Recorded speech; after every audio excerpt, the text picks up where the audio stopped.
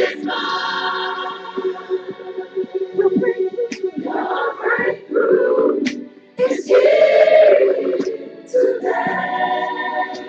It's here, the street and inside. It's yours, our breakthrough is today. You ought to be able to lift your hands and begin to thank Him right now in advance. It's here. Your healing, your healing, your deliverance, whatever you need from God. Oh, it's here.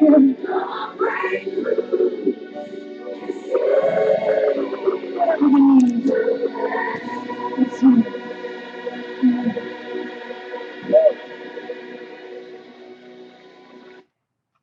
Woo!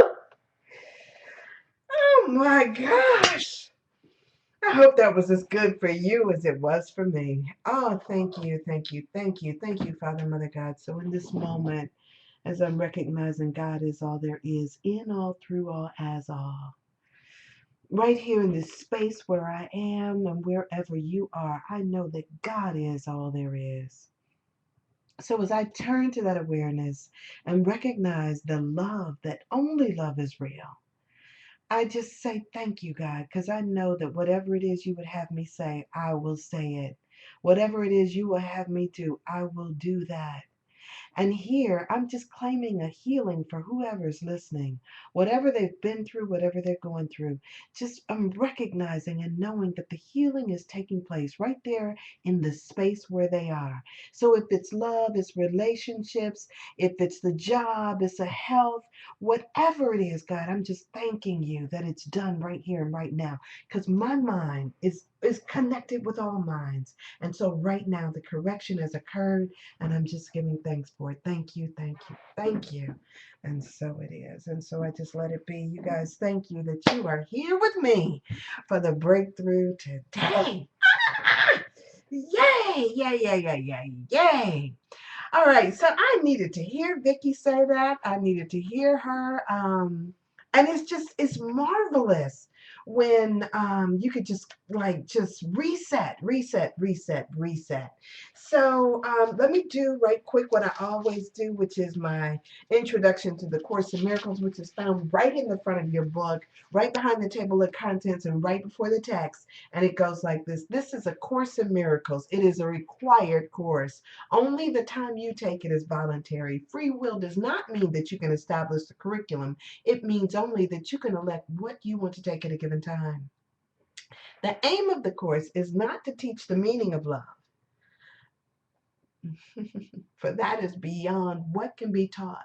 It does aim, however, at removing the blocks to your awareness of love's presence, which is your natural inheritance. The opposite of love is fear, but what is all encompassing can have no opposites. This course can therefore be summed up very simply in this way: nothing real can be threatened, and nothing unreal exists. Herein lies the peace of God. Amen.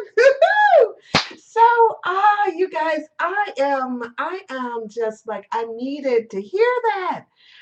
You know, sometimes I think we get caught up in our lives where we are, and for you know, it's amazing to me. I have seen documentaries, I have watched things, and they talk about how, as children, we have all these hopes and these dreams and these desires. And gradually, as we get older, it's as if, what is it? People want to say reality sets in and knocks you right back into the present. Reality sets in, and then all of a sudden, those things that you dreamed about at one time, you no longer think that they're real. I don't know about you, but I know that I've even seen that in my life. And people talk about I'm the eternal optimist, the person who always sees the glass as, half full, and half full, as my girlfriend would say, at the top. And so no matter what happens, it's kind of like that thing, the gifts that the storm may bring, that song. No matter what happens, I'm always like paying attention to, that no matter how bad it gets or no matter how terrible it seems, that there is something wonderful at work in my life. There is something wonderful out here. And even, no matter what, it's all good. And so I never get to the point where I'm, yeah, and knock on wood, I never get to the point where I'm discouraged. I'm so thankful that through it all, I see God. I see God at work.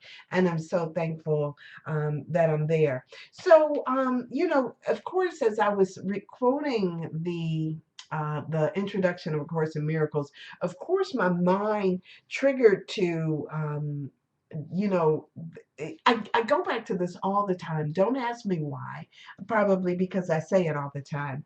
But I go right back to that it's a required course, and only the time you take it is voluntary.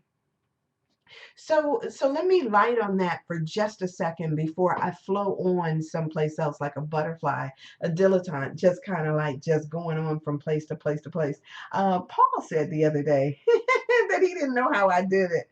And I'm sitting up there telling him, I don't know how I do this either. It just kind of flows that way. And so for the next 40 minutes, I'll be flowing the way I flow because that's the way I do. So it's a required course, and only the time you take it is voluntary. So get this.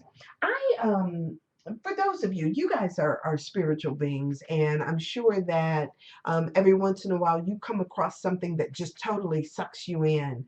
It sucks you in the sense of it gives you a glimpse into your life, the background of your life, why the things that are happening for you as they happen, and that it has some overall implications. And so there is this warm fuzzy that we get even when we're in the midst of things, to figure out why it is we're where we are at the present time.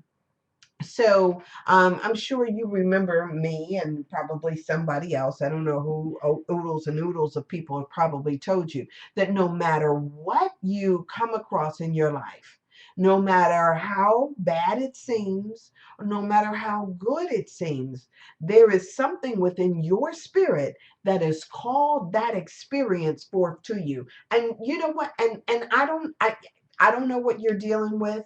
It could be a sickness. It could be a loss of a job. It could be your complexion is bad. It could be you're constipated. For me and to me, and what I found to be true is that no matter what you're confronting, there is a mental cause that has called it forth for your own highest good and your own highest growth. So if I get, if whatever it is that happens to me, I'm always looking back into myself mentally to see what it is that caused it and why I may be at this point. So part of it is like, even as my dad went through his stuff and made his transition, I'm sitting there and I'm saying to myself, okay, Sandra, let me look at this. What part of my life now is set free? What is it that I need to do? What are the implications, the overall implications that this has on my life? If I get a backache, what does that mean? If I get an infection of some kind, what does that mean? Somebody said to me one time that every ailment is some kind of congestion trying to break itself out. Now, if you think about that for a minute, if you think about it for just a minute, some kind of congestion trying to get free. Um, People, they talk about when you have knee pain or back pain, what the corresponding thought to that would be. There is a corresponding thought to everything that you confront, everything that I confront, everything that we confront. So if your issue is in, dealing with your body, look within your own spirit to figure it out. And then once you figure it out, be willing to make whatever changes are necessary in order for you to do this. Because remember, this is a required course. Only the time you take it is voluntary. So if we look at this, like, say for instance, if we expand out, I know we want to look at it like this is a Course in Miracles, and it's just about this book and the miracles that are talked about in this book. But if everything in life, if we approach everything in our lives in that same type of open-minded stance, that this, whatever our life is, whatever your life is at the moment, it's a course, and that course is trying to show you who you are, and the freedom that that God meant for you to have, the love that God meant for you to have, that openness that God meant for you to have. And when you're not experiencing that, something is wrong within the matrix. There's something going on within your matrix. And so if you're looking at it and you're saying, okay, this life, my life experience is my Course in Miracles, and it's a required course, and I need to look at it to see what it is that I need to learn from it. What is it that you need to see? What is it that you need to learn? So, say for instance, for me, I talk about this thing with relationships. I talk about it with family relationships. I talk about it with my relationships with everything. There is something that I need to learn in the midst of this, and maybe it is that it could be. Remember here, I said remember down here, the opposite of love is fear, right? The opposite of love is fear. Now, what does fear do? Fear constricts, fear closes off. Fear doesn't allow you to move freely through what it is that you need to do. And so there is something wonderful when we have faith. When we have faith that kind of opens up and lubricates the way in which we need to flow. So if, say for instance, I'm saying to you that I've got issues that come up in my life. If I have issues that come up in my life, like around money, it could be my fear around money that causes the issue, right? It could be my fear around relationships with men or with whoever that causes there to be some friction rather than a free flow of what needs to happen. That fear is almost like putting or lining we have arteries in our bodies, right? We have roadways here. When the snow gets on the roads, the car doesn't move quite as freely. When you get plaque in your arteries, blood doesn't flow quite as steadily as it should. There are all these things that causes friction within our system that slows things down, and the sense of this idea of congestion. Remember, I was saying this guy said that everything is some kind of congestion. Even when it's in your joints, it's some kind of congestion or inflammation that is causing things not to flow freely. So if it is in your thinking, this congestion, if it is the blockage is your fear that's causing you to constrict and to bite down on things, how is it that we open up? How is it that we get beyond our fear? So if we know that the opposite of love is fear, but what is all encompassing can have no opposites, simply saying that is not enough. Simply saying that you should not have fear is not enough to take you out of the fear mode. I know we'd like to think it is. It's amazing to me. Sometimes when we're in these spiritual schools of thought, people are quick to diagnose you, and tell you where your thinking is wrong, or tell you what you're not seeing, how you're not seeing things right. They want to quote for you scripture. They want to quote for you the Course in Miracles. And you wonder if that really helps.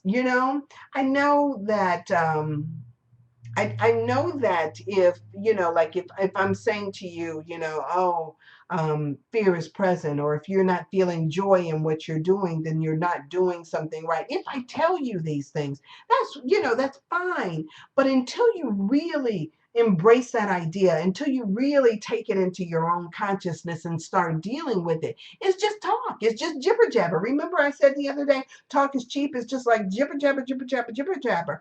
Until, of course, you try to figure out, now, how do I put the brakes on this? How do I get beyond my fear? How do I recognize that only love is real?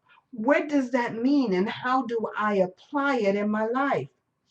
So, is it something as simple as, looking at your body and saying, my ankles get a little stiff in the morning. Maybe I need to wake up and send them love. You know, maybe it's I need to appreciate more the job that they're doing and how they carry me from point A to point B. Is that enough?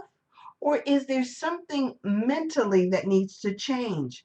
When I don't know if I talked about this before. I'm sure I did, because it seems like I've been doing this for over a year, maybe going on a year and a half or something like that. I'm not sure.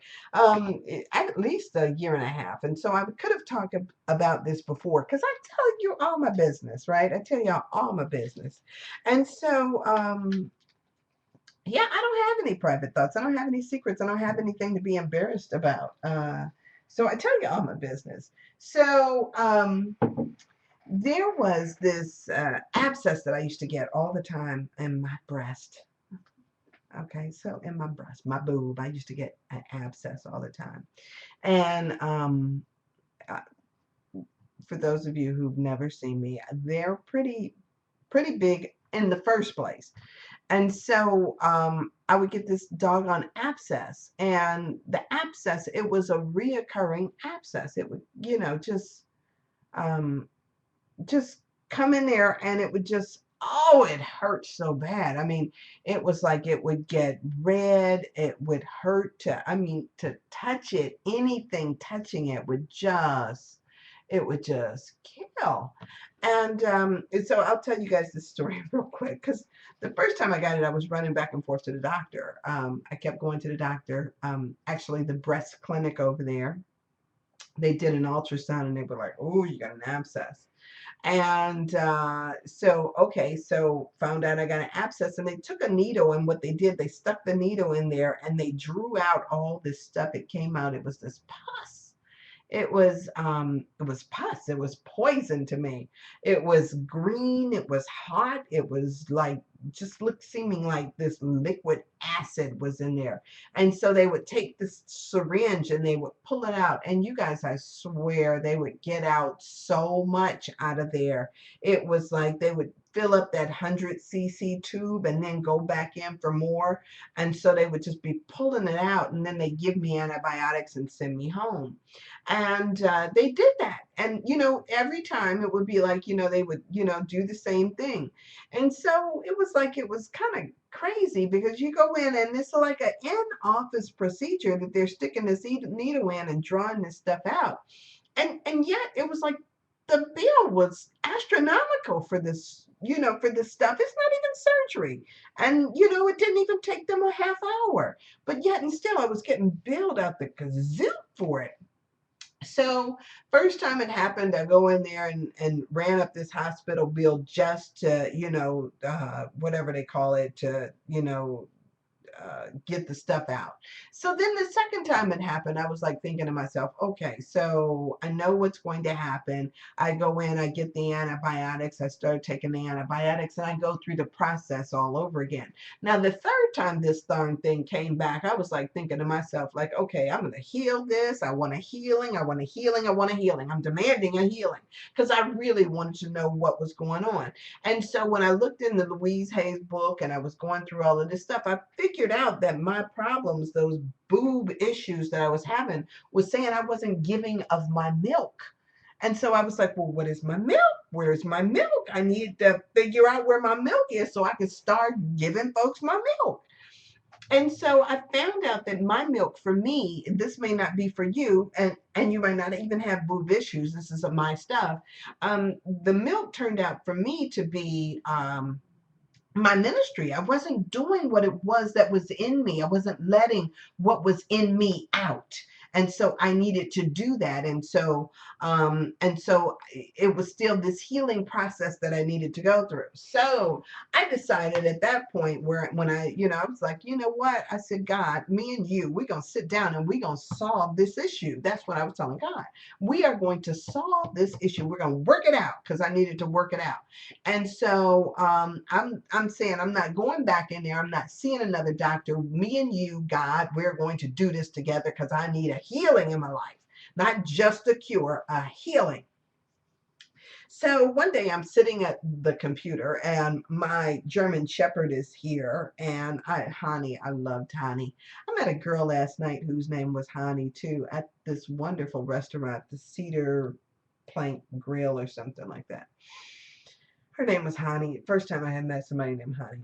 Anyway, my dog Hani was here with me, and the reason why this is the reason why that's significant is because I named my dog Hani after Chris Hani, which was under Nelson Mandela in the ANC. When I got the dog, that I was big into apartheid issues and the ANC and all that stuff.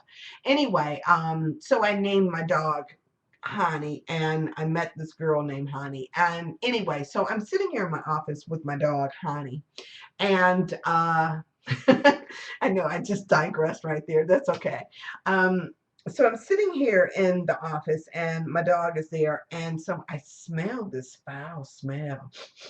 Oh my God, what is that odor? And, I look over at him and I was like, honey, did you do that? And I'm thinking, because usually when he passes gas, when he passes gas, it's like your eyes with water. And I'm looking at him and I'm thinking to myself, I didn't hear him. I didn't hear him. And is that you? And so as I'm talking to him and I'm looking at him, asking him if that was him, he gets up and he comes over and he looks at me and he's looking at me and sniffing me like, no, I think it's you. And I'm thinking like, boy, come over here. And I'm feeling on him trying to see if there was something that was, something that was amiss on him, and he's sniffing me.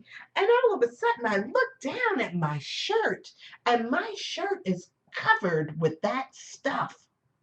Oh, that green, hot, warm pus.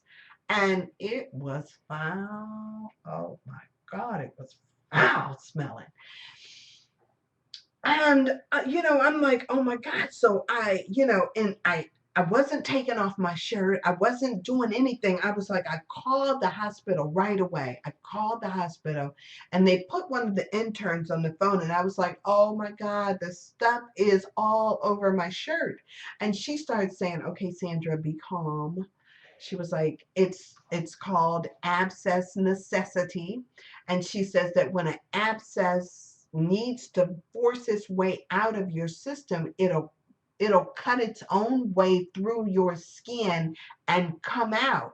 And she says, so go in there. She says, get in the shower, then take your bra off once you get in there and just run warm water over it. And we showed you how to pack that abscess before. I need you to get out your stuff and I need you to pack it just like we taught you. And then I need you to come in. And I'm thinking to myself, come in. If I'm going to, clean it out and pack it, why should I come in so you guys can charge me another $800 just for walking in the door? And so, I hung up the phone because I was in such a panic. I go in there and, I did what she said. And, all this foul stuff came running out, sure enough. And I did the, thing. And I didn't go in. I decided I was going to take care of it from then on out at home. I must have gotten that abscess like 6 times before I actually got my healing that I was demanding from God. And it occurred one day, I kind of knew when it was, and knock on wood, I haven't had it since, but it kind of occurred one day when I was here and I was praying, I was cleaning and everything like that. And, it was just like, I just kind of knew that that was going to be the last time that I went through that. And so what I'm saying is that for me, I knew that what I was going through had a mental cause, not just a physical cause. It wasn't just, like, oh, I've got, an inverted nipple and that it gets, and that it wasn't just that. It was because I had always had the same one. I mean, it wasn't like I got a new boob from somewhere. It was the same boob. It was what I was doing in my life was different. And so I needed to deal with what was going on in my life so that I could change around my affairs and so I could receive the healing that I knew was meant for me. So, whatever you're going through, I know that's a long story to tell you that whatever you're going through, whatever it is, I don't care what it is. So, it has a mental equivalent to it. And in order for you to figure out or solve the issue, you need to deal with the mental equivalent that is causing the dysfunction in the first place. And I know you may not see that in the Course in Miracles, but I'm telling you the truth. Whether you or not you believe it or not, that's on you. But there is a mental equivalent, and so yes, and even an image in your mind. And so yeah, so there's a mental equivalent that goes along with what it is that you're dealing with, and so you need to figure that out. Figure out what within you needs a healing, needs to change. What is it that you need to let go of? What is it that and so I'm not trying to tell you that that these bodies are not going to one day pass away. These bodies are, for the most part, we believe that they're temporary. And so if we believe that they're temporary, we'll deal with them as if they're temporary. And sometimes that's part of the problem too. Part of the problem is that you believe that it's temporary, and so you treat it like it's temporary, and so that you're ready to trash it or let it go or release it or whatever. And so it knows that. It knows that. And so if you believe that, you have the power to stay around longer, then start acting like it. Treat yourself that way. I mean, so many of us, we sit there and we abuse ourselves and we think that, that it's supposed to like not catch up with us at some point. It does. And so, just, get rid of all that congested stuff. If the congestion is in your thinking, if the congestion is in your thoughts and how you're seeing things and how you're processing things, if it's someplace in yourself within your own spirit where you're not open, where you're being judgmental, where you're dealing with fear rather than faith, start cleaning that mess up right now. And look, and heal thyself, right? I'm talking to myself as well. I'm not just talking to you. So it becomes this thing of let me figure out where it is that I'm stunting my own growth. Let me figure out what it is that I'm doing wrong. And so even in this relationship stuff, I am every moment like checking myself to see where it is that I am, dealing with my unbelief, dealing with my own insecurity issues or whatever it is. And nobody is put here just, for what? For, my just free will, just because I want. I mean, people have a right to their own destiny too. And just like I want to be free, you want to be free. Somebody else wants to be free. And the moment I try to imprison them, the special relationship, remember, the moment I try to imprison them, I become imprisoned as well. I become not only the jailer, but I'm the jailed. And so it needs to really stop with me. And so it's amazing to me because, as I recognize that, um, it says, the Course even says, sometimes we have a tendency, like we badmouth stuff. If it says something, if we read something and it tells you something like, oh, the ego is like a savage dog, then we go around trying to get rid of the ego. But the ego is part of is part of this experience. And so we don't get rid of the ego. We just learn how to it given in the context of having an ego, we just learn how to deal with it. How is it that I want my ego to look? How is it that I want to be? It's not that you get rid of it. It's intrinsic part of having a physical body. Yeah, and so yeah, we want to just they say something about special relationships. I don't want a special relationship. They say something about your body. I don't want a body. Just kill it, kill it, kill it, kill it. Instead of recognizing that this is part of this experience that you're having, and since you're here now in this space, here now, in this space, in this body, with those ears to hear, eyes to see, lips to speak, all of that stuff, since you are there, how is it that you deal with, in the context of what you're deal with those things? So it becomes this thing of not trying to figure out how to just get rid of stuff, but how, since this is a course and it is a required course, this life that you're living is a course. What is it that I need to see? What is it I need to learn? What is it that I need to do, rather than just stabbing it and saying, okay, die body, because somebody told me that you were bad. Come on, come on. I mean, really. So don't give me that stuff that you don't love your body. Your body is what? You've never experienced yourself not as a body. Even the thought that you had comes with this idea, well, where did that thought come from? Who had that thought? Is it just something way out there in the ethers, or did it has residence somewhere? So yeah, all right, bye. So it just becomes all of this stuff. Stop beating up on yourself, because this is part of the program. It's part of the course.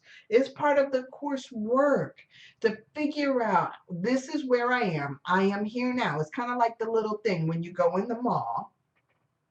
You go in the mall and you see the chart, and the chart shows you the whole scheme of what the mall looks like. And then they put a little X on a spot and it says, you are here. Yeah, you are here. Now, as much as you may wish you were there, the fact of the matter is you are here. And so now that you are here in this spot, what does that mean for me now? And then do that which it means for you now, instead of trying to wish and pray that it was some other way other than how it is. And so, yes, yes, just let it be. Okay, so let me say, yes, and even an image in your mind. Judgment outward is really judgment inner directed, so judge not. I am on the catch and release program. Chain your bad dog, he is yours. Yes. Okay, so that was bye for now. Bye for now. Relax, you ain't going nowhere. Dig it. Okay, so you know what, and so the thing is that in our minds, we're so busy trying to make things be other.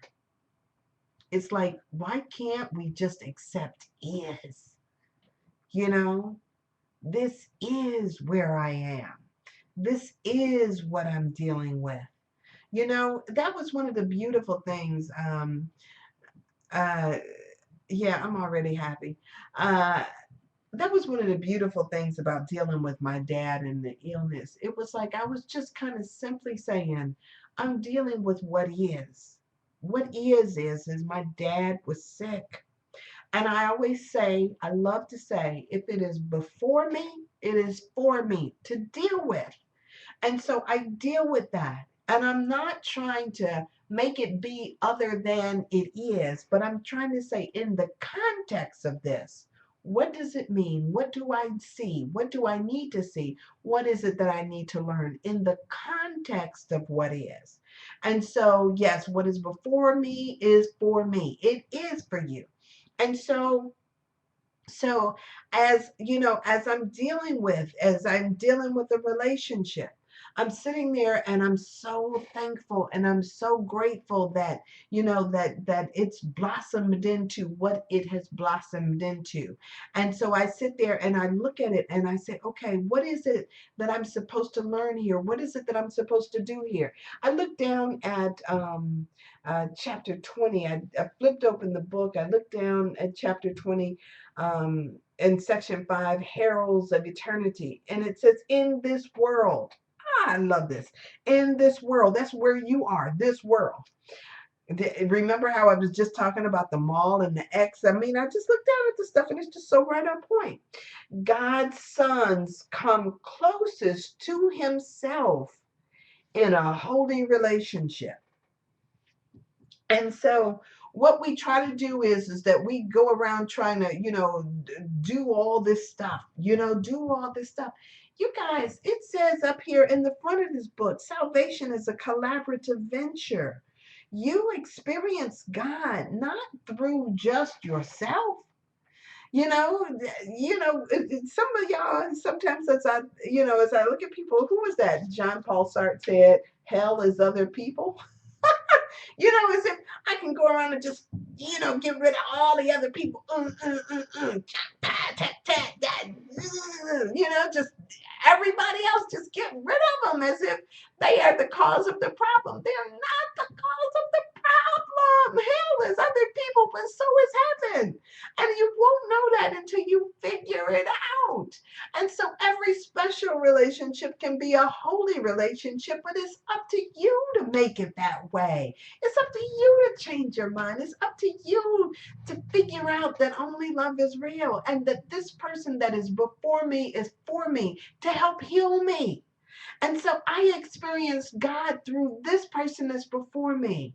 And when I can see in this person that just maybe drives me crazy or drives me nuts, when I can see God consistently, oh man, I would have done something then. But all this other craziness, trying to make it sound like it should be other than it is, up until it ain't, come on. So, I'm just happy. I'm happy that, I can get to the point where I just look around and I just see only God. It's only God. I mean, no matter what you look at, no matter who you're seeing, no matter what you're confronting, no matter what you're doing, even that ailment that's in your body, even the parts of you that is sitting up there saying, "Oh, it's just the season to be jolly, but I'm not jolly. Just the season to be jolly and giving, and I don't have enough to give." All of those judgments that it's all God. It's all God saying, "Okay," and so yeah, and given this situation, how do you just say praise God anyhow? How do you just say love anyhow? How do you say that only God is real anyhow? Nothing real can be threatened and nothing unreal exists. And so how do you put that in motion? It's not just it's not just BS. Come on, the belief system. It is more than that. So prove me now, right? Prove it now. Prove it now through your actions, through your ideas, through how you see things, through how you relate to people. Prove it now. I mean, that's all you got to do. It seems simple enough to me. So whatever it is that you're confronting, and I'm not even trying to say that if you're not able to heal, that there is something inherently wrong with you. There is not. You are God expressing, and whatever you're going through, if you would just trust and believe that it is for all of us, right? Then you'll share your experience and let us learn through what you're going through. As I was dealing with my dad's stuff, I'm sitting there, and even with my mom passed of cancer, right? And it was so interesting because I could see it so clearly. I was telling her all the time, Mom, you got to stop worrying. It's your worrying, it's those thoughts that you have that got you into this situation in the first place. And you know what? People find it hard to be other than what they are. We find it really hard to retrain ourselves to be other than we are. But I'll tell you, if you embark on that journey of changing around how you see things, it is, oh my gosh, what you see will change if you simply change around the way you see things. Now, I will tell you guys, because I have come over a long road myself, and I know it seems like it's not that easy to do. It seems as though it's not that easy to do. But I'll tell you, honey child, I used to be a depressed sister. I was everybody's victim. I had been raped before. Um, I didn't like myself. I thought I was unattractive. I thought I was ugly. I thought nobody loved me. I was depressed. When I say depressed, I was depressed. I mean, I just so low, I didn't know which way was up. I remember, and I'm gonna tell you, God is so good. God is so good. God is so good. I remember praying about it and trying to figure out how to get. I was suicidal once at a couple of points in my life. I was that depressed, and I remember thinking that I needed to get out of that. I needed to find my way out of it. I got a job here because I've always been a talker. I've always been able to get up in front of people and talk. And it has nothing to do with all of this, self-confidence stuff like that. I could always, I don't know what it is about me, I could always get up in front of people and talk. I didn't care how I felt about myself. I would tell people I'm just falling forward. I'm just going to keep on talking and keep on moving. So I got this job with the Rape Crisis Center here. It was going to be my job to go out and talk to people about rape and sexual assault. I don't know if I told y'all about this, but indulge me. I only got 5 more minutes, so just listen. I was supposed to go out and talk to people about rape and sexual assault. And so I started going into these little um, they would have these what do you call them? They're not halfway houses. They are shelters for women because they had all these shelters set up around town, and battered women's shelters and stuff like that, where people would kind of be hiding out, and they look for stuff for them to do during the day, and then they always looking for speakers at all these other places, and so I would go out and I would just talk, go to places and talk about rape and sexual assault and why it was so important, blah, blah, blah, blah, blah. And it was so interesting because as I would go out and talk, after I talked, then people would always want to talk to me about what they had been through. And so as I started listening to other people, I was thinking to myself, like, wow, I do that. I think that way. Oh, really? I had issues. I had intimacy issues. You know, I couldn't let anybody hold me. I couldn't, there were certain things I just couldn't share. I did that detachment thing. I mean, I was going through all this stuff and I had all these things and people were talking about it. People were talking about how they felt filthy and how they wanted to just, claw at their skin and stuff. Like, I was thinking to myself, that's me too. And so when I finally lost the job, I kind of got fired. Not really, but they kind of told me, Sandra, if you don't quit, we'll fire you, kind of thing. So I kind of lost the job. And when I lost the job, I remember going and I was thinking to myself, I'm going to be okay. I'm going to be okay. Right. But then there was a part of me that was thinking to myself, okay, but yeah, am I being okay? I don't want to be one of those people that I was talking to, because those people were victims. And I was thinking, I didn't want to be anybody's victim. I was not going to be anybody's victim. And so I went from getting, when I lost that job, I went straight away down to this place that was the free clinic here. And I remember telling them, I need to talk to somebody. I want to talk to somebody. And I got in therapy. And it was so interesting because all the stuff that I thought was just detestable about myself, I thought, oh my gosh, how did I ever think that way? I mean, all the stuff that I had judged wrong about myself, she was like sitting up there looking at me like, really? Like, I was telling her stuff that I hadn't told anybody else. And because I kept it a secret, I couldn't, when stuff is in the darkness, light is healing. And so when you keep stuff in the darkness, it doesn't heal. I mean, even if you, no matter what it is, if you don't bring it up and let it have light and air and circulation and all that stuff, it doesn't heal. And if you put stuff in the darkness, it just festers. It kind of like that stuff inside of my boob. It's an acid. It festers and it doesn't heal. And so when I started bringing all this stuff out and I started talking to her about it, that's when the healing started occurring. I started thinking, I'm not a bad person. I'm a wonderful person. And I got a lot to be thankful for. And I got a lot to love. And I'm actually beautiful. And I'm actually having all this good stuff going on in my life. And so it was like, when I left that depression stuff behind, I was no longer depressed. I was then happy. I was happy. I was gifted. I was black. I was loving me and I was loving my life. I was Everything was good. It was good. I'm telling you guys, it was good. And so, no matter what it is that you're going through, I'm telling you, it has a mental equivalent. Find what the mental equivalent is in your life, in your affairs, in your experience, and heal that. It's time to, you know what? And it's time. It's Christmas season. It's Christmas season. And so, it's the darkest day of the year.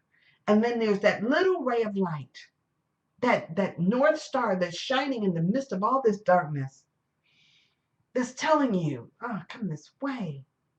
It's possible.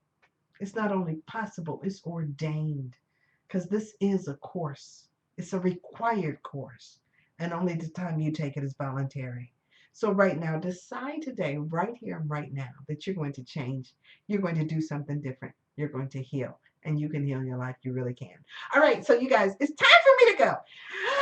Can you believe I started out at 7 o'clock not knowing what the hell I was going to talk about? And it's like I have not even taken a breath except for to say, wow, it's time for me to go. Dove, thank you. Bless you. Bless you. I love y'all. And it's time for me to go. So I'm going to drop the mic with that. I love you. And I'll see you guys next week. All right. See ya.